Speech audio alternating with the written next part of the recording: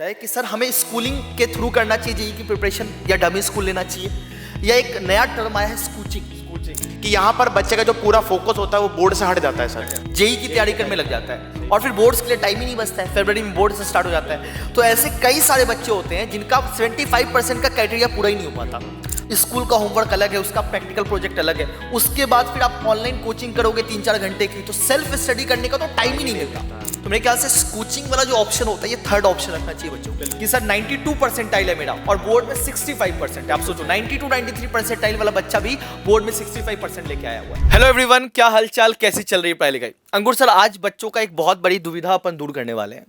अपन guide करेंगे कि भाई बच्चा लगातार एक सवाल पूछता है कि सर हमें स्कूलिंग के थ्रू करना चाहिए जेई की प्रिपरेशन या डमी स्कूल लेना चाहिए या एक नया टर्म आया है स्कूचिंग जो हमारे टाइम पे एसआईपी हुआ करता था, स्कूल इंटीग्रेटेड प्रोग्राम। बच्चा सर जेनजी है तो उसके लिए स्कूचिंग है। स्कूचिंग का मतलब बेटा school plus coaching, school integrated programme की बात कर रहा है। 3 चीजें अपने पास होती हैं कि एक तो डमी स्कूल होता है अंकुर सर, जिसमें अपन स्कूल जाते ही नहीं है। हाँ, सही बात और डायरेक्टली से बोर्ड का एग्जाम देते हैं। एक होता है अपन रेगुलर स्कूल जाते हैं और साथ में अपन जेई की प्रिपरेशन करते हैं, ऑनलाइन करते हैं या फिर लोकल इंस्टीट्यूट से कर लेते हैं।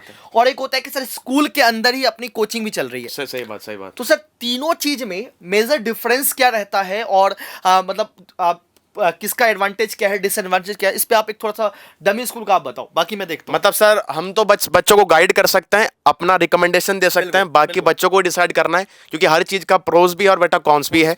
तो स्टार्ट करते हैं सबसे पहले सर डमी स्कूल के साथ।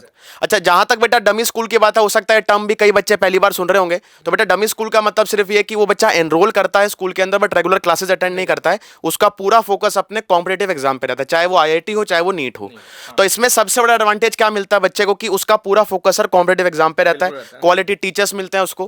बट इसका डिसएडवांटेज क्या, क्योंकि एक सिक्के के दो पहलू हैं बेटा, आप सभी अच्छे से जानते हैं। दूसरा इसका सबसे बड़ा ड्रॉबैक क्या है कि यहां पर बच्चे का जो पूरा फोकस होता है वो बोर्ड से हट जाता है सर। मतलब पूरा बच्चा हमेशा डेडिकेटेड रहता है कॉम्पिटेटिव एग्जाम को लेकर, बोर्ड पर उतना ज्यादा फोकस नहीं कर पाता। लास्ट के 1-2 महीने में ही उसका पूरा ध्यान जाता है बोर्ड पर, मतलब साथ साथ वो उसको कंपीट नहीं कर पाता। तो ये सबसे बड़ा इसमें डाउट रहता है सर। पहले क्या होता था ना कि पहले अपना जेई का एक ही अटेम्प्ट होता था अप्रैल में। तो क्या होता था कि आखिरी के टाइम पे अपन बोर्ड्स की प्रिपरेशन कर लेते थे। अभी के टाइम पे ऐसा हो गया कि जेई के 2 अटेम्प्ट्स होते हैं। अब जनवरी के चक्कर में क्या होता है कि बच्चा दिसंबर तक ना जेई की तैयारी करने लग जाता है और फिर बोर्ड्स के लिए टाइम ही नहीं बचता है। फरवरी में बोर्ड से स्टार्ट हो जाता है। तो ऐसे कई सारे बच्चे होते हैं जिनका 75% का क्राइटेरिया पूरा ही नहीं हो पाता। तो इसलिए डमी स्कूल ऑप्शन अच्छा है, लेकिन आपको ये चीज फोकस करना पड़ेगा कि आखिरी के 2 महीने एटलीस्ट आपको पूरा का पूरा बोर्ड पे फोकस करना पड़ेगा। क्योंकि सर आप एनसीईआरटी साथ में लेकर चलो, मतलब टीचर्स पर डिपेंडेंट ना रहकर, क्योंकि वो ऑब्वियस सी बात है बेटा कॉम्पिटेटिव एग्जाम का ही पढ़ाएंगे। बिल्कुल। बट ऐसा नहीं है कि कॉम्पिटेटिव एग्जाम का सिलेबस और एनसीईआरटी में दोनों अलग अलग चीजें दी हुई है। हाँ। वो आपको साथ साथ ही दोनों को लेकर चलना पड़ेगा। बिल्कुल। दूसरा होता है रेगुलर स्कूल। अब रेगुलर स्कूल में क्या होता है कि 100% भाई स्कूल में तो सर बोर्ड्स पे ही फोकस करते हैं। अब उसके लिए अपने को क्या करना पड़ता है, जेई की तैयारी करने के लिए अपन ऑनलाइन कोर्सेज कहीं से परचेस कर लेते हैं और साथ में करते हैं। का ऑनलाइन कोर्स ले सकते हैं। बिल्कुल, वैसे ही बहुत सारे बच्चे करते भी हैं। बट उसमें एक चीज का प्रॉब्लम ये आता है ना कि टाइम मैनेजमेंट नहीं हो पाता है सर, क्योंकि आप 1-1:30 बजे तक तो स्कूल के साथ में हो, स्कूल का होमवर्क अलग है, उसका प्रैक्टिकल प्रोजेक्ट अलग है, उसके बाद फिर आप ऑनलाइन कोचिंग करोगे 3-4 घंटे की, तो सेल्फ स्टडी करने का तो टाइम ही नहीं मिलता। तो ये सबसे डिसएडवांटेज होता है कि अगर आप रेगुलर स्कूल कर रहे हो ना, तो जेई की प्रिपरेशन से कहीं ना कहीं आप भटक जाते हो। बिल्कुल। और अपने पास 24 ही घंटे होते हैं सर। सही बात। तो इतने टाइम में दोनों चीज मैनेज करना बहुत मुश्किल हो जाता है। दोनों के साथ जस्टिस नहीं कर पाता, ना ही बोर्ड के साथ ना ही कॉम्पिटेटिव एग्जाम के साथ। और तीसरा जो टर्म होता है सर वो उसके स्कूचिंग। आप सर इसमें बताओ स्कूचिंग ये नया टर्म क्या है, मतलब इसमें क्या करना चाहिए? स्कूचिंग का बेसिकली सर मतलब यही होगा कि जहां पर वो स्कूल की क्लासेस मतलब बोर्ड की क्लासेस अटेंड कर रहा है, वहीं पर ही कोचिंग क्लासेस अटेंड कर रहा है। इसको आप बेटा ऐसा समझ सकते हो, स्कूल का इंटीग्रेटेड प्रोग्राम है। इसमें सबसे अच्छी बात क्या होती है सर, इसमें टाइम मैनेज होता है बच्चे का, मतलब जो ट्रैवलिंग का टाइम उसका खर्च होता है। जैसा भी सर ने रेगुलर की बात बताई आपको, रेगुलर में सुबह बच्चा क्लास कर रहा है, अगर वो कहीं ऑफलाइन एनरोल है लोकल कोचिंग में तो शाम को क्लासेस अटेंड करेगा। हाँ, ऑनलाइन अगर आप मोशन से जुड़े हुए हैं तो आप ऑनलाइन क्लासेस अटेंड कर सकते हैं। बट अगर कोचिंग जहां तक बात है तो उसमें टाइम सबसे अच्छा सेव होता है। अब जैसे मैंने कहा कि अगर कि ये इसका एडवांटेज है तो इसका डिसएडवांटेज क्या है कि यहाँ पर क्वालिटी ऑफ टीचर थोड़ा सा इफेक्ट हो जाते हैं।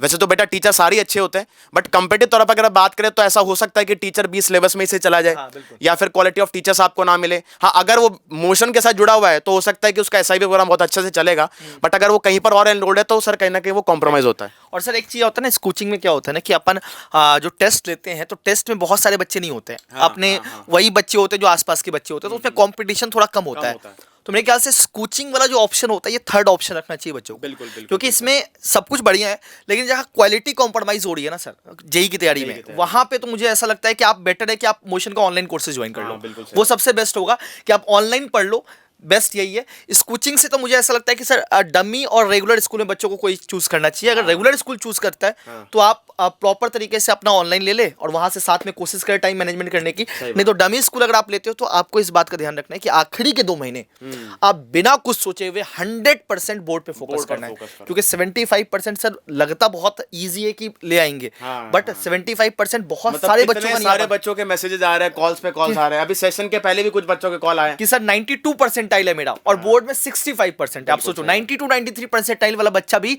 बोर्ड में 65% लेके आया हुआ है। तो इसीलिए मुझे लगता है कि बोर्ड को इतना लाइटली भी अपने को नहीं लेना चाहिए, है ना। तो बस मुझे लगता बाकी है तो सर बच्चों को डिसाइड करना पड़ेगा कि उनके लिए कौन सा ऑप्शन तो बेटर है। हमने तो कमेंट आपके करवा ले लिए- सर एक हाँ, बार। बिल्कुल।